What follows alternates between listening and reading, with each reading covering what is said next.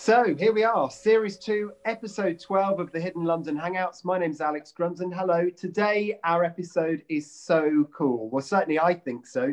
This is the one that I've wanted to do for so long, and it's finally arrived. I don't do this on my own. I've got three amazing people from the London Transport Museum to guide us, educate us, and entertain us during lockdown. First of all, he makes a return after, coronavirus. Chris Nix is back. Well, Alex, it's a relief to be back. It was a pretty miserable week last week, so it's good to be out of the woods and back doing something enjoyable with you lot. I missed you. Well, we missed you too, absolutely. And what is really interesting is post-COVID, you've come back with an extra Duracell battery in there. It's quite remarkable. He's got more energy than ever. Siddy Holloway was just genius last week, and she's back. Hello, Siddy. Hello, I'm back. I'm back in the UK as well. I'm no longer behind that picturesque window. I'm back in old Blighty, but delighted to be back. And I don't really know very much about today's subject, so I'm just as excited as you are. Oh, this is amazing. We're all going to be educated. It's going to be fantastic. And of course, she was fantastic last week when Chris couldn't make it. Laura Hilton Brown is back this week as well. Laura, hello. Hello. Hello, Alex. How are you? You know what? I'm all right, Governor. How are you? Sounds like some kind of East End, hello, I like it. I'm good. I'm wearing a little sparkly top today because I'm thoroughly over the whole groundhog monotony of coronavirus.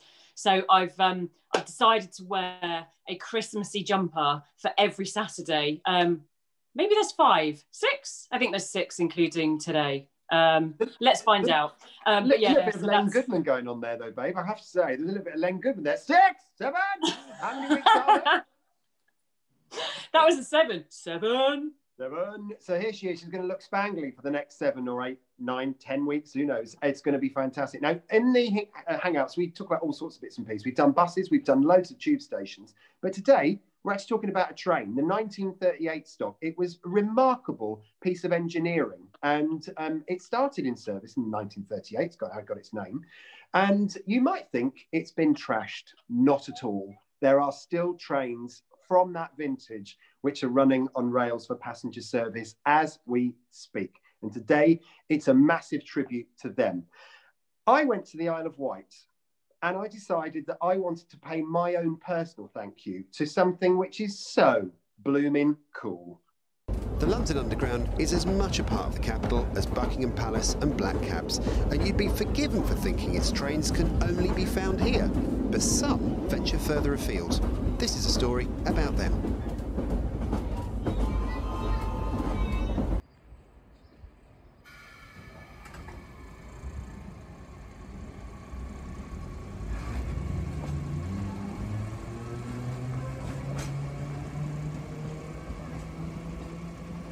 And I'm here on the Isle of Wight to say goodbye, really, to the 1938 stock tube train. It was brought into service in 1938, that's how it got its name, and it ran for many, many years on the London Underground. And when it came to the end of its life on the Underground in the late 1980s, the Isle of Wight line decided that they wanted it after that.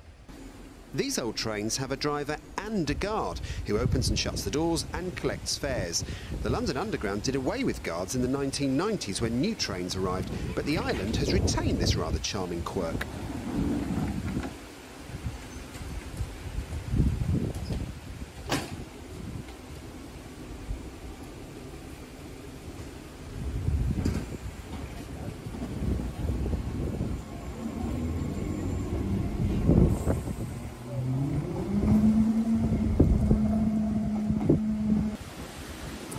Just for a second without the mask. So the 1938 stock actually ran on the London Underground for many, many years until the mid-1980s.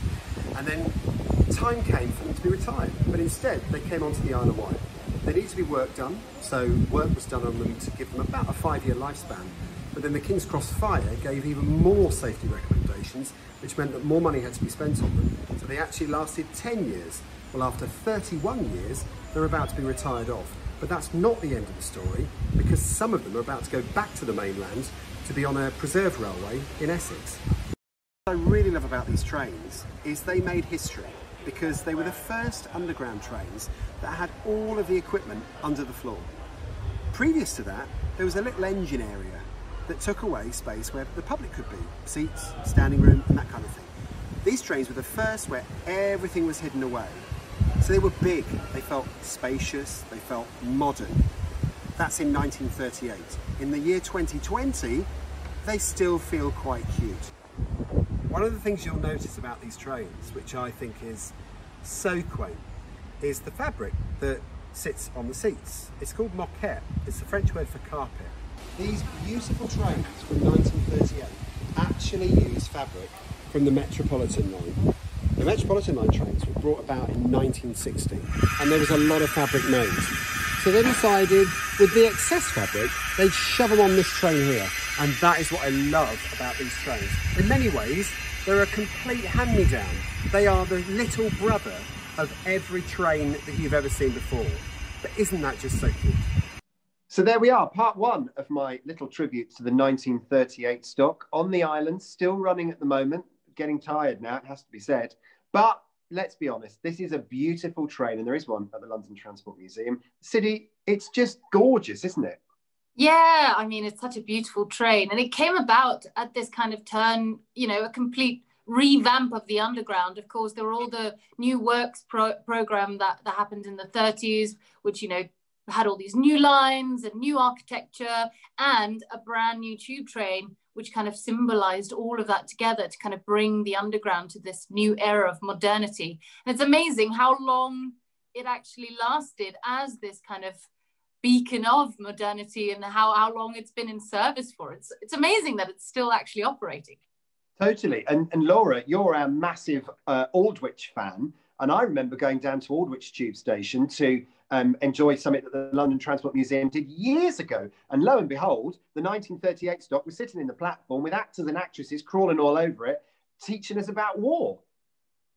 You know what it was? And it was a lot of work to get that train on that platform. But how good that we did, because I think it was the icing on the cake, wasn't it, to actually have the 38 stock at that event on the platform. And for me, I mean, I love the exterior, the kind of red, shiny, curvy sleekness of it. But for me, it's all about the interior. I love the green against the kind of red of the moquette, the maroon and the red leather with the wooden panelled floors and then the really shiny kind of sleek ivory ceiling. It's just oozes class, doesn't it? You know, you can see why when LTM was able to put events on that the 38 stock was running at, why everybody loved being on that train. I think it's cozy and it's homely and it's classy and it's vintage loveliness. It's fab. And when you go to the Isle of Wight, you just think to yourself, it's like going back in time to a fabulous era. And speaking of the Isle of Wight, Chris, take us back to, I mean, let's just put a needle in the diary. Let's say the 1920s, when railways were all over the place on that particular island, not to mention everywhere else, weren't they? They were. Yeah. Do you want a bit of history on yes, how please. the line was created? Yes. Okay. So it actually winds back a long way. That particular line that is now known as the Island Line on the Isle of Wight goes back to 1864 when the first section was created between Ryde, St John's Road and Shanklin. And there was a tramway that then took you out to the pierhead. So the line didn't go all the way to the pier like it does now until a little bit later on. But in 1866, they pushed a bit further south through Wroxall to Ventnor. And then in 1880, they pushed north with a new tunnel through to Ryde and the Esplanade and to the pierhead. And that carried on being served by steam trains, which of course were the prevailing technology of the day, until 1966, when those steam trains were withdrawn and they took the opportunity to sort out a problem with that tunnel, which was to do with it flooding. The drainage wasn't very good, and also the gradient was quite sharp. So they relieved the gradient and increased the ballast depth to improve the drainage. And that meant that steam trains would no longer fit. Big trains would no longer fit, and the only trains that would fit were tube trains. And so the first train that went there was not the 38 stock, it was the standard stock, much earlier 20s and 30s design. And when they went to, these were old ex-LU stock. And when they went to the Isle of Wight, they changed their name to Class 85s and Class 485s and Class 486s. Now, they carried on until the late 80s when they started being replaced between 89 and 92 by the 38 stock, which is still going strong today. Oldest of them were built in 1939. I love this. So there's an awful lot of information you just had there, okay? First of all, Chris, show us a picture of the 1938 stock from Tom. Let's see the front of it in all its beautiful London Transport Museum glory. Look at that. What a stunner. And you can just see down there, those numbers down the bottom left-hand side, 999. That was when the last time that train was lifted off its wheels, wasn't it? Yes, it's actually been lifted off since, but yeah, that's a lift date. Lovely stuff. And there we go. You got the destinations. You got your 5 lights to show, I presume, the signalman where the train was destined for, isn't that? Called the combination of lights. Yeah. Depending on how those were lit, you could tell at a glance where that was going on the Piccadilly line. And it's also about the detail, isn't it, Sidney? Because right at the top of it, you've got that arrowhead, that lovely Art Deco arrowhead at the top. Yeah, it sort of reminds you of sort of the old Pullman trains as well. It's got some of that kind of old glamour to it, which is so gorgeous. I actually went on a run of the 38 stock on the actual underground with some of our patrons last year. Or was it this year? Honestly, time means nothing to me anymore. Last year. And it was amazing because we went from Acton and we went down through sort of on the district line. So we went through Embankment and all of these like very busy central London stations, obviously not stopping.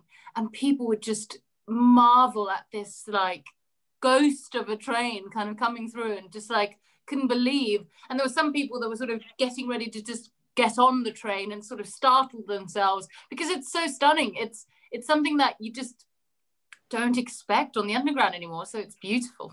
It's glorious, isn't it? And Chris, we talked about the Isle of Wight. Let's have a look at the proliferation of railways on the Isle of Wight back then, because it's not like that anymore. Sure. So this is a line car diagram that would have been in a carriage on the London, Brighton and South Coast Railway, as you can see there at the top. Incidentally, one of the joint owners of the line that was created.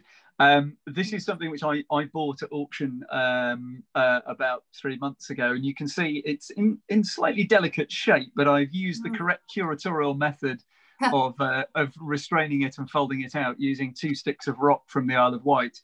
Do you know what's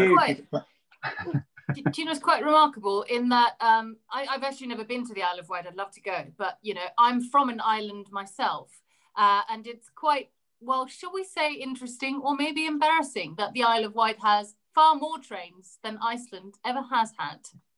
Well, it's funny you should say that, because that was then, this is now, and they don't have anything like that anymore. Yeah, when you look at how many there were, it's quite incredible. But yeah, from the 20s, there we go. Have a look at that in detail. And the only bit that exists now, this is the bit that only exists now, is Ryde Pierhead to Shanklin. All the rest of it is gone, apart from a preserved railway, which we'll see in a minute. But well, of course, they have added a station or so, haven't they? Because there's Lake part way. Yeah. And it's a beautiful little line. It is absolutely charming. Thank you so much for the little description there, Chris, and the little history lesson. So this train started off as 38 stock, okay? So the reason named so because it was brought into service in 1938. When those trains went over to the Isle of Wight, Chris hinted at it earlier, British Rail has a different system, or had a different system for numbering trains. It's called TOPS. Anybody know what TOPS means? Anybody? Total Operations. No, I know what bottoms mean, but No, not that. No, Total Operations Processing System, and it was where all trains that run all over the country have got a different type of numbering. They're a class, and then the individual train number. That's how it's made up. Very, very heavy going stuff. But anyway, this is where we are. So we're on the line on the Isle of Wight, and the 1938 stock became the 483 483, Class 483s. Am I right, Chris, so far? The 38 stock 483, yes, yes, it did. Excellent. See, I'm doing all right so far. Yep. And the thing about the 1938 stock on the island was that they felt a little bit more robust than their predecessors, the standard stock. And part of that, Chris, is because of seawater, isn't it? Yes, it is. It's devilish stuff, seawater, because it's got salt in it, and it's generally very good at corroding certain metals. Standard stock were made largely out of steel, and so they did not like the salt water, whereas the 38 stocks are made out of anybody? I don't know, aluminium? Yeah, well done. So a lot of aluminium in the bodywork. So there is just more resilient in that kind of briny sea air atmosphere, especially if you're running it directly over a pier. And we were talking earlier, weren't we, about that tunnel that caused all the trouble because it raised and lowered and everything else. And Chris, you better just show us the tunnel. Yeah, so here's the train coming out of the tunnel.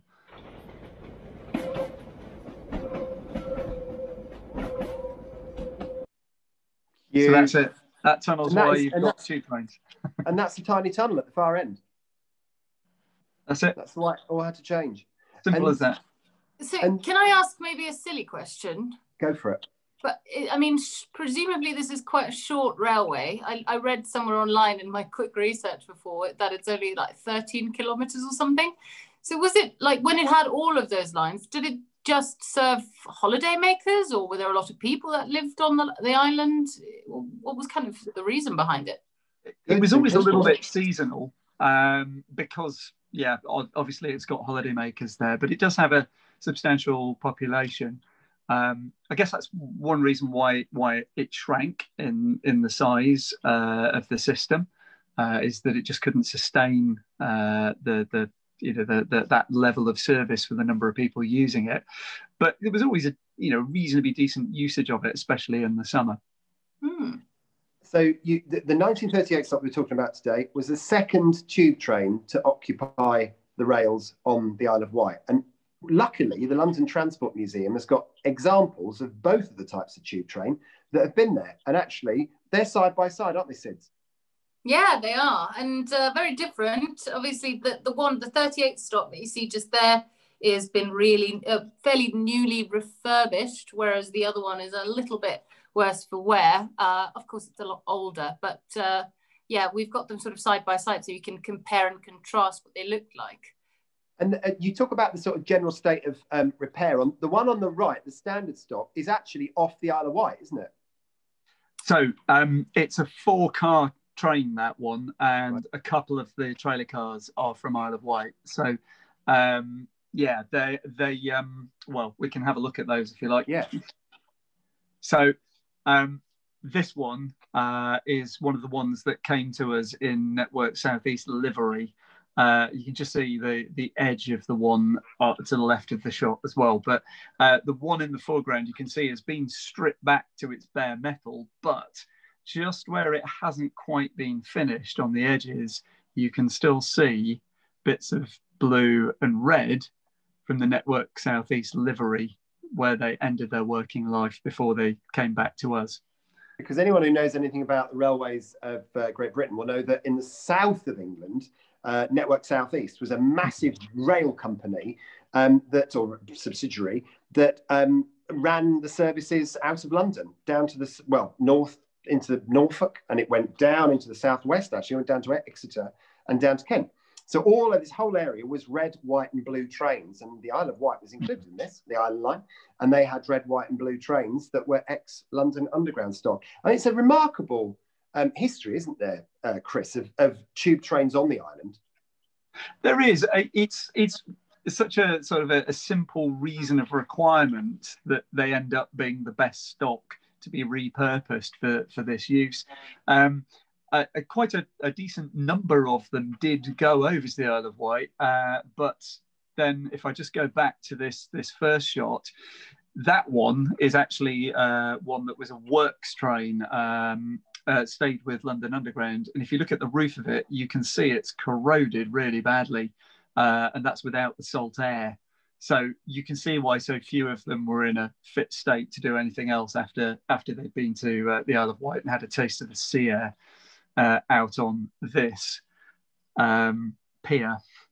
Well, I was going to say, we've got footage, haven't we? And this is one of the loveliest journeys. If you ever get the boat over from Portsmouth to Ryde, you literally get off the catamaran and you're greeted by a 1930s tube train, which will take you down the island. And one of the loveliest moments on that journey is clattering along the pier. And Chris managed to capture it when he went for an Anoraks trip down to the island himself.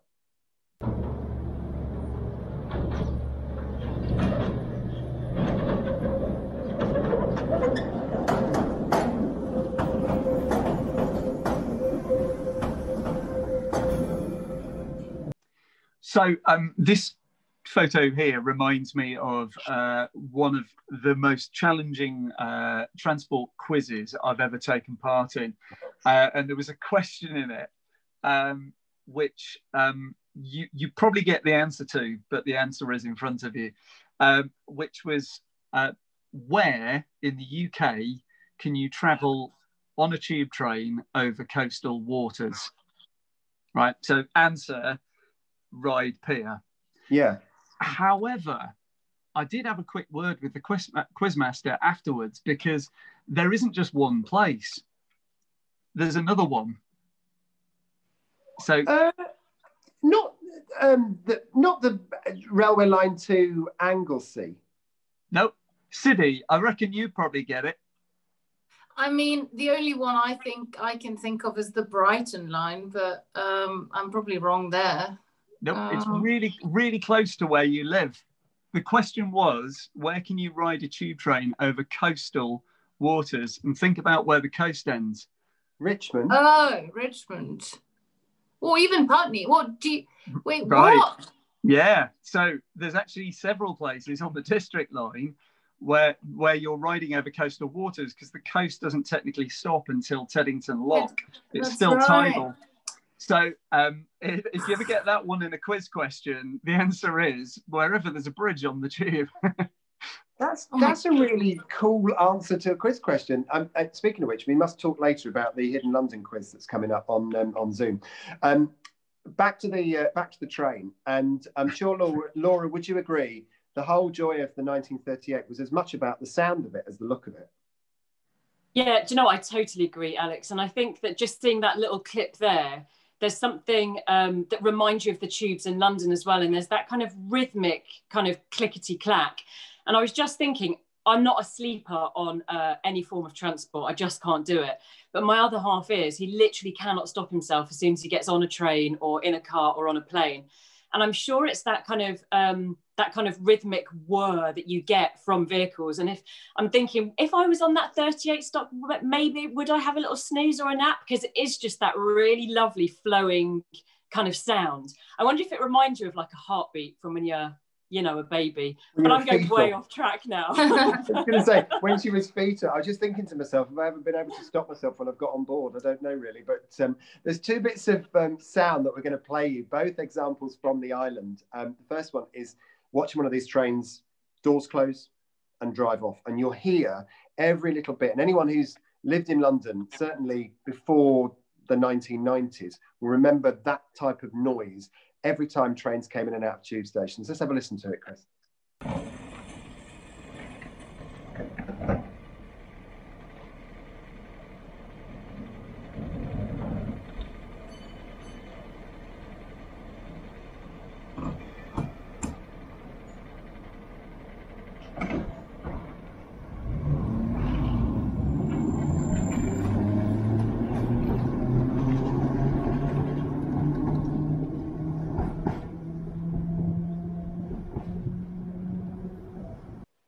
It's seriously cute. That brings back so many memories. And it's not the only bit of noise we found either, because when Chris was on the island as well, he decided to get off at a series of stations and listen to the noises, as you do.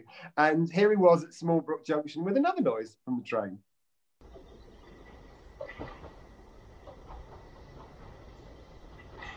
I mean, it's late.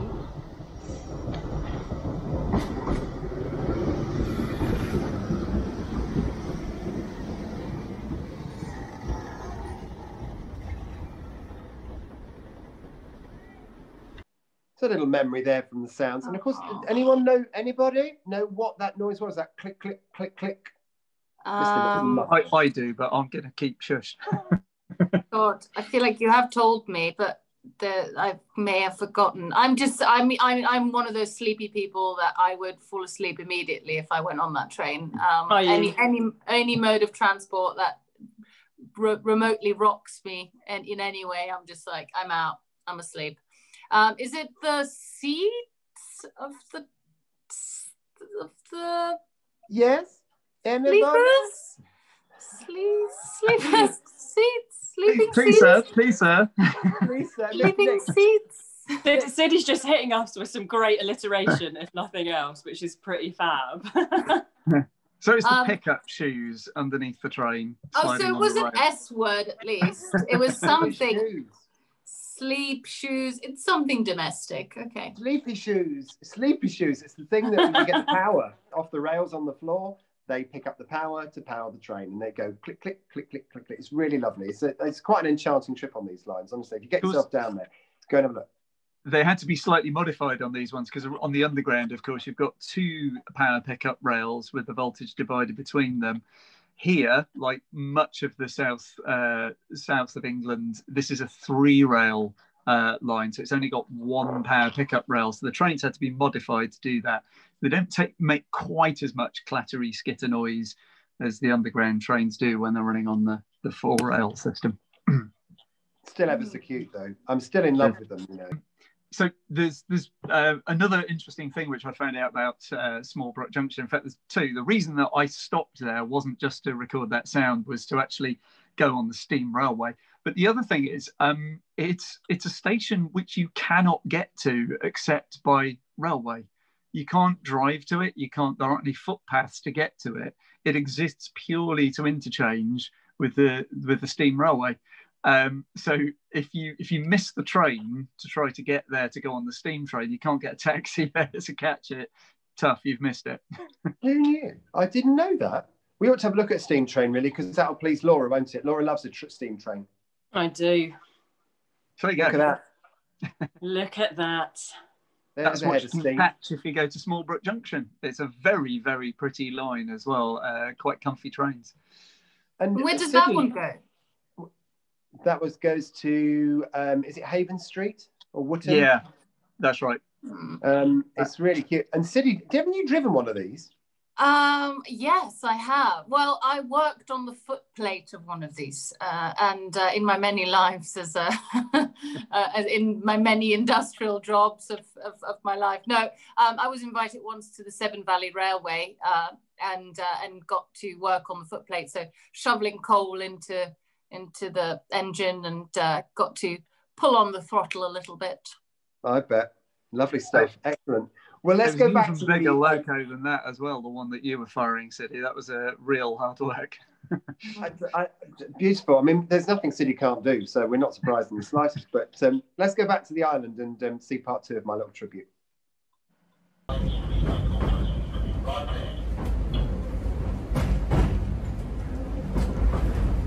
The thing which is so lovely about the 1938 stock is that the London Transport Museum have maintained one of the examples of those trains, and they've done such a beautiful job in restoring it. This is like going into a museum that moves, with the doors that open, the seats that still feel bouncy, and you can take a real trip back in time when these trains run, and they do occasionally on the London Underground. They are honestly the cutest trains, with all the lovely adverts, examples of how the Northern Line has changed from the signs.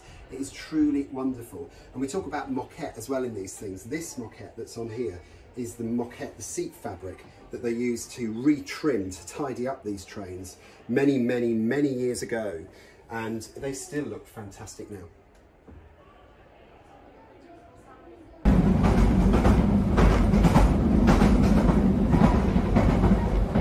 One of the things I really love about this train is the technology that was used at the time was really pro-comfort, and they really made the suspension good. The only thing is, when they got to the Isle of Wight, the track is a little bit bumpy, and as somebody just said to me earlier, you want to sit on the really longitudinal seats that go down the carriages in order to really feel the bounce. And even as we leave this station here, Sandown, you can feel free bounce, because all these seats are sprung, and then there's a suspension, and then there's a really bouncy rail as well. So with all of those things added up, trust me, it's like riding a roller coaster to ride. Soon to be a distant memory and replaced by another underground train, this time a souped-up district line set from the 1970s, the 1938 stop will forever be a public transport icon.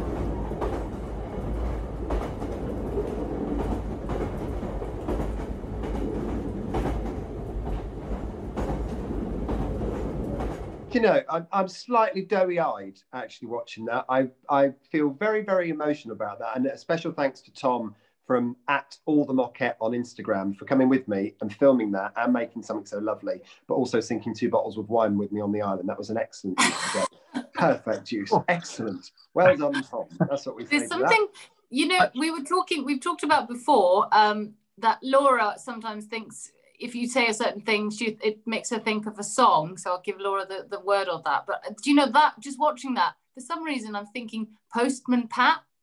Or something Postman Pat. Yeah, good work. I don't know. Could you imagine me with a sort of like the hat and the outfit and the small hat? Yeah. All too easily, Alex, yes.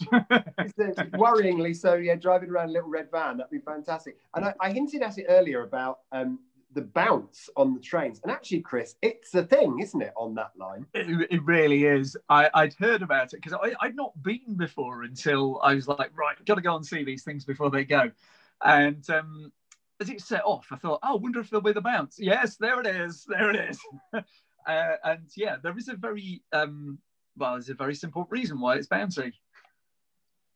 Oh, that looks lovely. In fact, that doesn't look like the sort of rocks they normally put under rails. Chris? No. Normally you would find some like the finest Swedish granite. Can Laura, Siddy want to hazard a guess as to what quality aggregate has been used here? Anybody?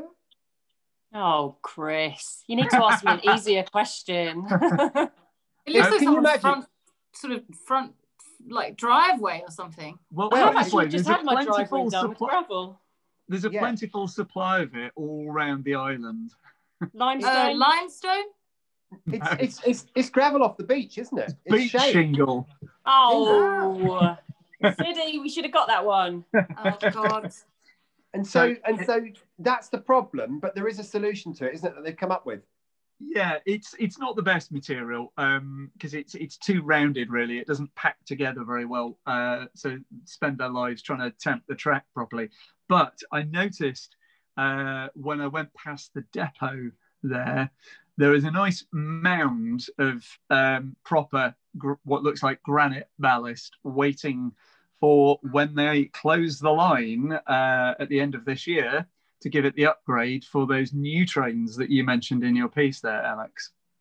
We are loving the idea that is going to change big time, aren't we? And we're actually going to go back to the Isle of Wight when the new trains come in, because as I said in that piece, they're actually going to be ex-district line trains that we thought we'd said bye-bye to many, many years ago when the new district line trains came in. No, they're coming back and they're going to go onto the island because the island is a little bit of a hand-me-down service for trains, isn't it really, Chris? It's great. We're calling road trip. The 4 of us are going to go back and see this grand tradition of tube trains running the Isle of Wight Railway continued. So yeah, we can't wait. Hopefully sometime in March is when they're scheduled to be there. And the 4 of us going to go and have some fun down on the island. And keep an eye out just occasionally if you're on the London Underground, because you might just see that beautiful red 1938 stock train thundering through with lots of very happy people on board and lots of very bemused people on platforms, which is usually what happens. It's absolutely beautiful. Laura, Siddy, Chris, thank you very much for coming with me and holding my hand as we've frankly rejoiced in an old train on a very small island in southern England that is absolutely beautiful, but it really makes my heart sing. Some notes, queries and questions for you. Last week's episode, thank you first of all for watching it, because it was a challenge because we didn't have Chris, and I'm so glad he's better now. But we also did a really cool subject, and Siddy and Laura properly explained the delights of Kingsway Tram Tunnel. And Keith Hales, one of our viewers, this is absolutely fascinating bit of description that came in. He said, I can recall travelling through this subway as a child, living in Highbury, which is in North London, and took the 35 tram from Highbury Corner. All the trams lined up in Theobald's Road at the north entrance to the subway and were signalled through one at a time. Sitting in the upper deck front seat, it was exciting as the tram turned left onto the ramp and plunged down into the tunnel. Love your way of writing. There were 2 stations in the tunnel, Holborn and Aldwych, though the latter no longer exists as Strand underpass took over that part of the tunnel. I distinctly remember that conductors used whistles to let the driver know to restart at stations rather than the usual bell. Maybe it was just too noisy for the drivers to hear the bell. And Chris, you actually almost found Aldwych Station when you were rooting around in that tunnel, didn't you? Yeah, I've got to say, having been into the subway a number of times down the years that I've worked at the museum, I'd explored the long length of it several times. What I hadn't done was poke into one tiny little bit of it, which I did this time, and suddenly found, hang on a minute, I've got more glazed bricks around me here, and that looks like poster frames. And I found myself in this tiny, really confined area that is the remnants of what must be Aldwych Station partway down there. Didn't know it was still there, but very hard. And did Siddy, did you have a poke around in that small place? I sort of looked around. I mean, Chris just suddenly disappeared and I was left with like half a torch, and I was sort of like, great, this is how I go then. And but I didn't quite make it into that little confined space. Maybe next time. Kind of cool to know that it's all still there, though. So thanks very much indeed for that. Also, John Hiscock, who's also known as Podgy Asthmatic on Instagram, says, excellent, guys. I've always wanted to see more of Kingsway. Thank you again for these hangouts. They do mean an awful lot to us in these uncertain times. And actually, Podgy Asthmatic has done something quite remarkable with his light up roundel, Chris. What's he done? Well, this. Well, he's done this. Ooh! Disco roundel. I've got to say, I think he's voided his warranty there, hasn't he? Oh, Chris, you've got to ask him you got to borrow that one for your cocktail party with your cherry on a stick. Cherry on the stick party, yeah, absolutely. Oh yeah, your cherries. That'd be beautiful, won't it? Another Insta watch. One of our amazing fans of the episode, mind_the_snap.